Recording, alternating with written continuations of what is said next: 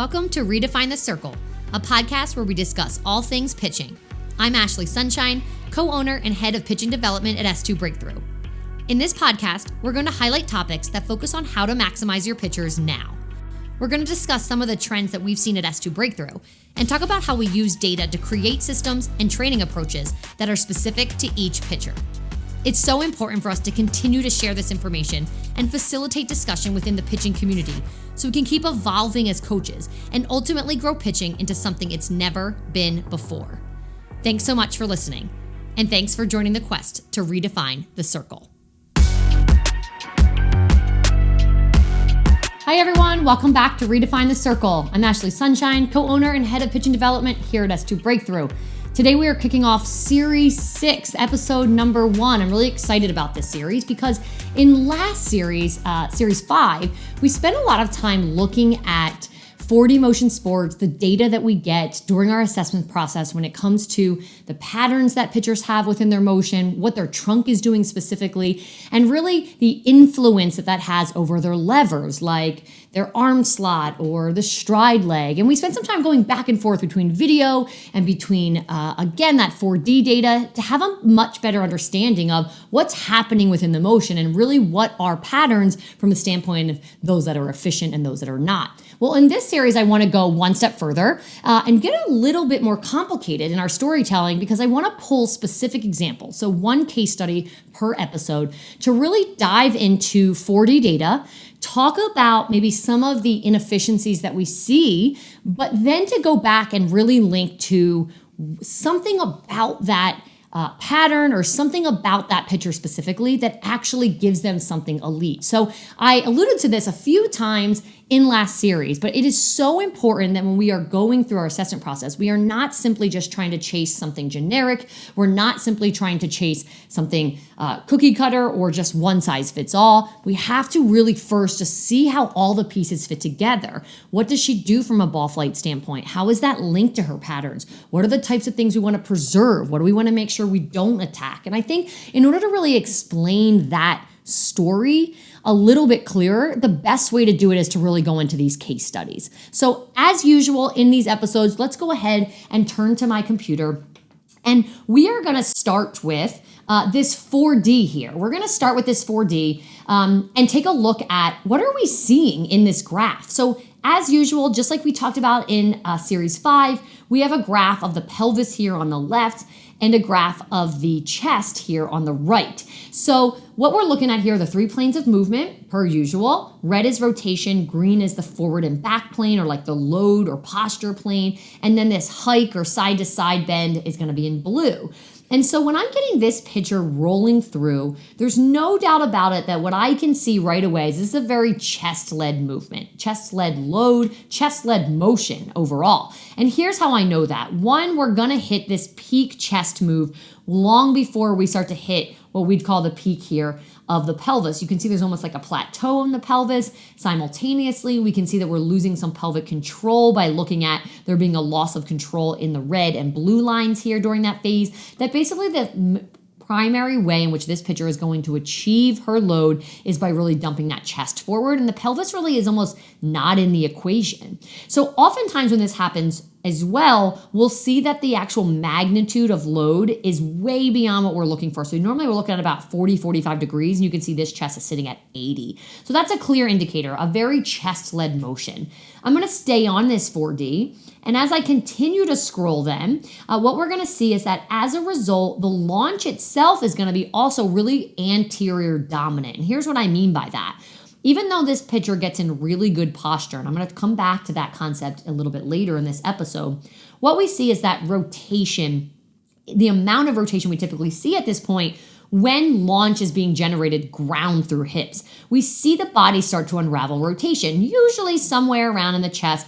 We're looking at 25, 30 degrees, somewhere around 55, 50, 55 degrees here in the pelvis. And what you can see that she's less than half of that. So really anterior dominant motion, not getting rotation.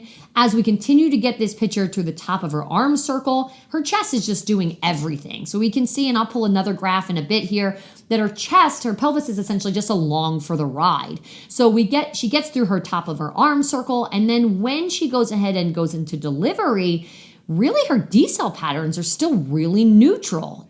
Almost 0 degrees in these planes that we would expect as she's coming back into rotation. All the while, the pelvis is unstable. In addition to obviously the timing of it being just a total overlap with the chest, it's also, really noisy, meaning that it's never really in the lead and it's not an active part of her motion. Scrolling this through, what we can also see in this rotation graph is the same concept. As I'm getting her to go through, look at how when we're talking about rotation of pelvis and chest, they're totally on top of each other. Like there is no such thing as pelvis versus chest. The whole motion is being driven with posture and with rotation through that chest, as we mentioned. And again, when we look at that in kinematic sequence, we're gonna see the same thing. We're gonna see that here in this peak, that pelvis, chest are over top of one another. And honestly, they're really happening right alongside the same time as her upper and lower arm. So basically, I would say that this picture is really block-like in her movements. And so we could say, okay, that's really inefficient. We want to go back. We've got to get her to unravel a little bit more. We have to make sure the chest and the pelvis are separating. If someone were doing something with 4D where there'd be a little bit like a module, it would say she's chest-led. The pelvis is never in the front. There's no doubt about it. There's a lot of energy leaks here, and there's energy sort of left on the table because it's not, fully optimal as far as what her patterns look like. But that is not how we can chase stories. We have to understand all of the pieces of that puzzle, and we have to make sure we understand what's related to what. And here's what I mean by that. So, okay, we know this about this picture's motion. There's no doubt about it. We know that the pelvis is being left behind. It's really chest-led. But something that we also see, and I want to point this out in a bit here, is that when I'm looking at this picture's posture, so specifically how she really is able to hug this 0 line here with the chest, through top of arm circle, which I almost never see great posture at top of the arm circle, especially when a motion is chest-led, and that she is able to keep that neutral posture and controlled posture through deceleration, where she's basically at 0 at ball release. This is so rare. There is no doubt about it. This pitcher's ability to keep these graphs in check on the chest, despite what we talked about, is something that makes her special. How do we know that she's special? Let's go ahead and scroll over. This is this pitcher's ball flight. Now, I didn't include velocity, but this pitcher on the day of assessment threw average about 66, 67. So she's a high velo pitcher in these upper 60s, pushing 70. And this is what her break data looks like. We've got rise and curve, backspin pitches, about +6, unbelievable, off the charts. These are elite numbers. And then bullet with fastball change. No doubt about it, this is an elite level pitcher, one of the best in the country.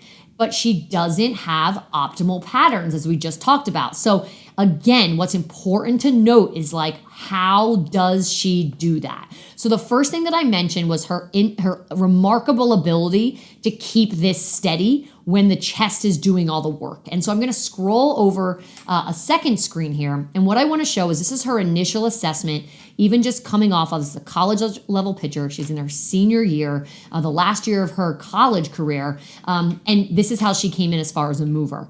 Some shoulder flexion that was locked, really probably just from a lifetime of some workload issues. But other than that, fully clean mobility. We have is her ability to put force into the ground, her ability to achieve rotation. All of that is clean, able to really stabilize on the ground. A little bit of a breakdown, like landing on her toes a little bit on these jumps, but she can rotate. She is clean in anterior core, which is a real rarity, what we see for someone on this test to completely greenlight this task. So she has incredible stability, mobility here from a rotational standpoint, and anterior core, there is no doubt it. She has brakes unlike anyone I've seen. In addition to that, she has power levels that are off the chart. So all three of these, upper body, I should say all four, upper body, trunk, lower body, sprint, are all in the elite levels as far as meeting those thresholds from the data that we've collected. So this pitcher has this ability to produce a ton of power. She's throwing upper 60s because of her ability to produce so much power.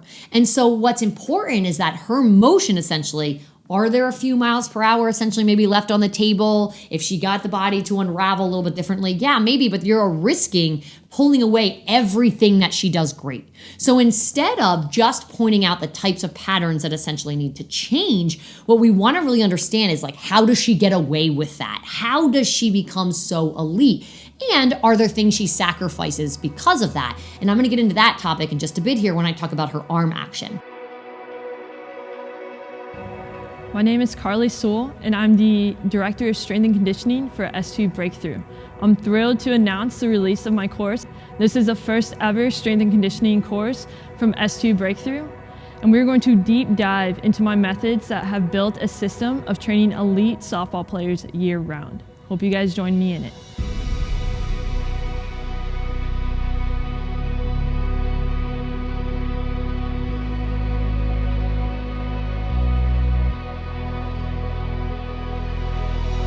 So let's send our view back over here. And what I want to take a look at is this behind view of this pitcher. And as she's getting through her motion, remember what we talked about. She's really anterior dominant. So you're going to see there's no rotation at this point. We saw, remember, about 20 degrees from the pelvis when we looked at her graph. I'll go to the side view and we're going to see something really similar. Move that out of the way and let's get going here. And you can see it's really just anterior dominant, quad dominant here. So from a rotation standpoint, we know that she was sort of missing the mark there. And most of the time, when I see a pitcher with anti-rotation in their launch, they really compromise posture, but not this pitcher. She had a really incredible ability to keep herself nice and neutral, but the arm still has to work overhead. So now as I'm looking at this behind video, look what's gonna happen to her arm path. She's gonna have to work around the body. She's gonna create rotation from the arm path instead of the trunk because the trunk didn't give her that avenue. And as a result, this is what happens to the arm. It gets into this sort of internal rotation. Whenever we cross the midline with arm path, then in order to get back behind us, we start to get the shoulder in internal rotation, and sometimes for pitchers, even like forearm face down or pronated on the ball. The reason I want to bring this up is because oftentimes when pitchers have some sort of arm slot like this, where their arm path force them into like a very internally rotated slot, what happens is that as they work down the motion, their body knows that they're not going to deliver from here. So right beforehand, they're going to create some length. They're going to cut inside the ball typically. And what we'll see for this particular pitcher, for this, she's going to get a single finger on the ball. That second one never quite makes it on there because when she kind of gets stuck in this position, she has a limited amount of time to lengthen that forearm, and the only thing it provides her is to be able to cut inside the ball. So whether or not, what we saw in this picture, this single finger here got behind the ball, or whether or not it cut really far inside the ball, determined whether or not she was throwing this category of pitches or this category of pitches.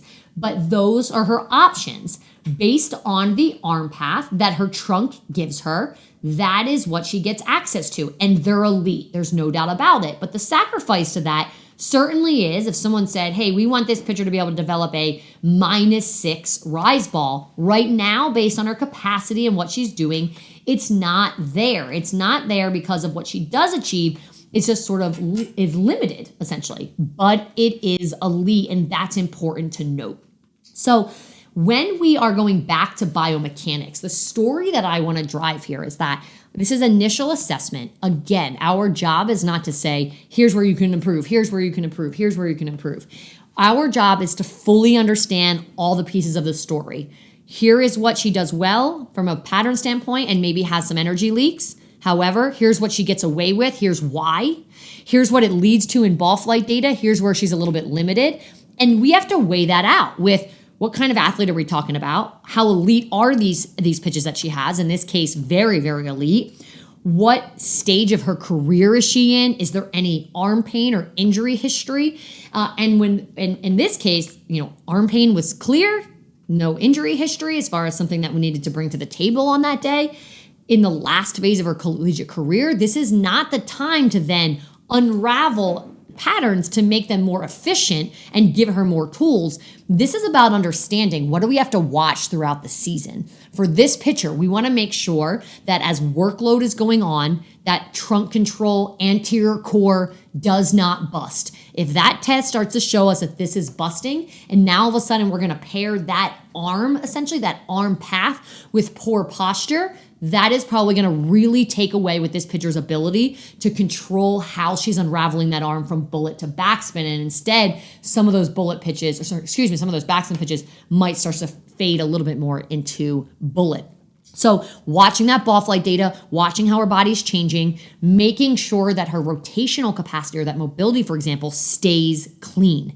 The reason for that is because basically, very, very rarely, if ever, have I seen a pitcher without the pelvis, without ground through hips really involved in the equation, and everything is chest up, and that they've been able to stabilize posture, stay in neutral trunk position, and rotate well and on time. I've never seen the upper body be able to take on that job by itself, except in this case. And this is why we hear things all the time, like elite level pitchers are elite compensators. They have the ability to do something that makes them incredible. And so it's understanding that if the fatigue or the workload of a season starts to pull away some of those components that were sitting at this pitcher's base, we might run into some issues. So the assessment process is about just understanding what is linked to what. If this pitcher were only throwing 57 and she were in 9th grade and was like, I want a drop ball, might we attack it a little bit differently? Yeah, maybe, but you have to weigh out all of the pieces of that puzzle and understand what are our goals, what are we trying to attack, and sometimes the story is not about cleaning everything up. It's about making sure you understand what's connected to what so you can preserve it.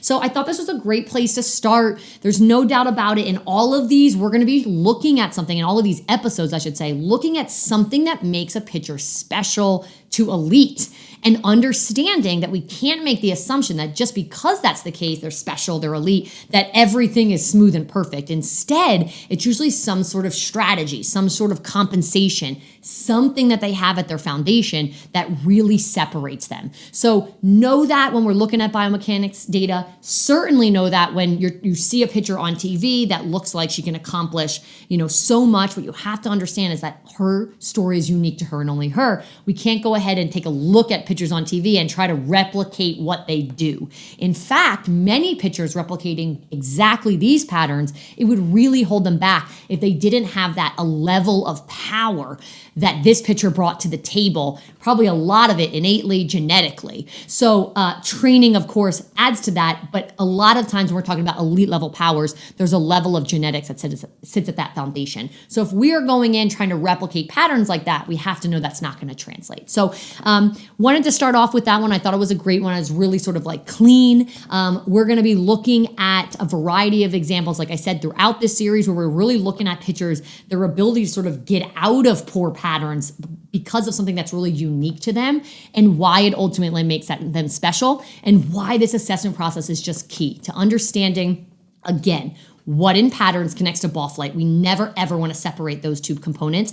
How are they related? What is unique to this pitcher? And how do we make sure that if the goal is to grow something, we cannot pull away from her strengths along the way? Knowing that is just critical. Thank you, as always, for joining. I think that Series 6 is going to continue to be really exciting. We have some great case studies lined up between now and next episode. Remember to keep questing on to redefine the circle. We'll see you next time, everyone. Thanks. Thanks for listening to today's episode. I'd love to connect and hear your feedback. You can contact me directly at ashley@s2breakthrough.com. If you're listening, you can leave us a review, or if you're watching, go ahead and leave a comment below. Also, be sure to follow S2 Breakthrough on all of our social media channels and subscribe to Stream S2 to find all things player development. Until next time, quest on.